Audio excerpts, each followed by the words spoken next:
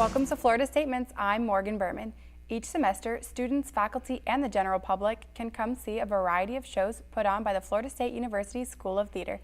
Here to speak with us today about the upcoming shows is the Executive Director, Cameron Jackson. Welcome, Cameron. Thank you, Morgan. So tell us how the School of Theater at FSU got its start. Wow, back in the 60s, a really influential man, Dick Fallon, Richard Fallon, brought up the Department of Speech and Communication through a Department of Theater and then a School of Theater, its own standalone school. He was a very influential fellow, not only here, but throughout the state and actually throughout the nation. That's how it all got started. How would you say it grew into what it is today?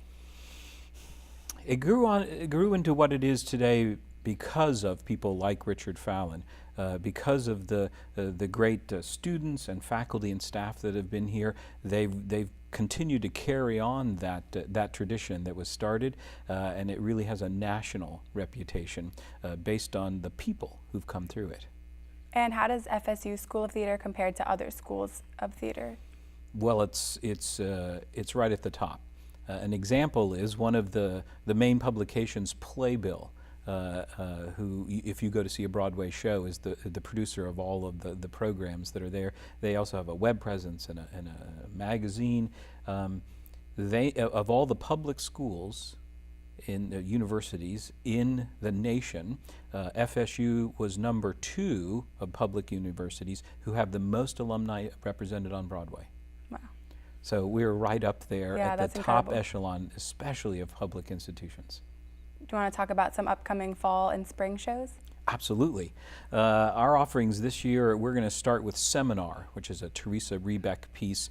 It actually was, it's a great opener for the show. It's about five people. We're going to move into All Shook Up, which is a musical with featuring the music of Elvis Presley. And then Cloud 9 will be our next show. And then every year we do a Theater for Young Audience piece, and this year it is How I Became a Pirate. We're going to do that musical, and probably about 3,000 school children will see that show before it's over. We always do a benefit concert, and usually bring back an alumni to do that. And Davis Gaines, one of our alums, will be coming back, and we're going to do The Music Man as our concert this season. And then in the spring, we will do Beauty and the Beast, which we're pretty excited about. It's in conjunction with opening nights. So it's one of their offerings, and this is our 3rd year collaborating with them. And then we'll do Servant of Two Masters. We're excited about that piece. If you've seen or heard of the sort of an updated version called One Man, Two Governors, this is the play that was based on. And then we're going to do something we do every year called New Horizons, which is all new work. And in fact, this year, we're going to do a collaboration with a professional theater company in New York, where professionals are going to blend with our students, and we're going to do the creation of a play that is only in its first writings or second writings, and we're going to have a showing of that at the end of that, plus at least 3, maybe 4 other works. So we're excited about that. That's a lot to look forward to. Right. How do you guys go about picking what shows to do?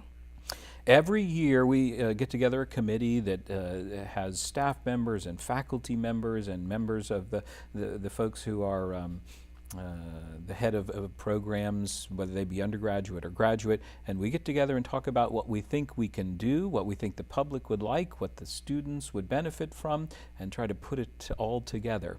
And by November 1st, we are set. So it's usually the first half of the fall semester we take to do that. What are some ways someone can be a part of the shows? Well, the biggest way would be auditioning.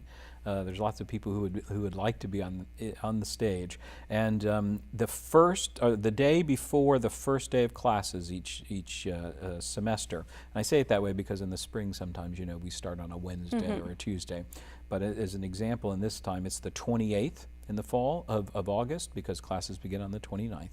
And on that Sunday, if you can drop in, or you could have signed up ahead of time at the website, at the theater school website, and you come and do 90 seconds of whatever you'd like to do. You could sing, you could act, you could do a blending of those two, and then the next 3 days there are callbacks for the specific shows until they're finally cast on the evening of that third day. Can you be any major or? Any major. In fact, you don't have to be a major at all. You could be a community member, a high school a student, you could be a retired faculty, you can be anything and come and audition and be a part of the shows. I know it'd be hard to pick, but would you be able to tell us one of your favorite shows? Oh my word, one of the favorite shows. We've done so many. Several years back we did Rent, and the audience response was so huge that within a week you could have charged hundreds and hundreds of dollars for that and still not been able to get a ticket.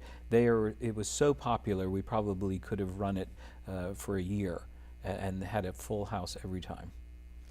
Thanks so much for joining us today and telling us a little bit more about the FSU School of Theater. Sure. To find show dates and information on the FSU School of Theater, go to the website theater.fsu.edu or visit their Facebook, Twitter, or Instagram page.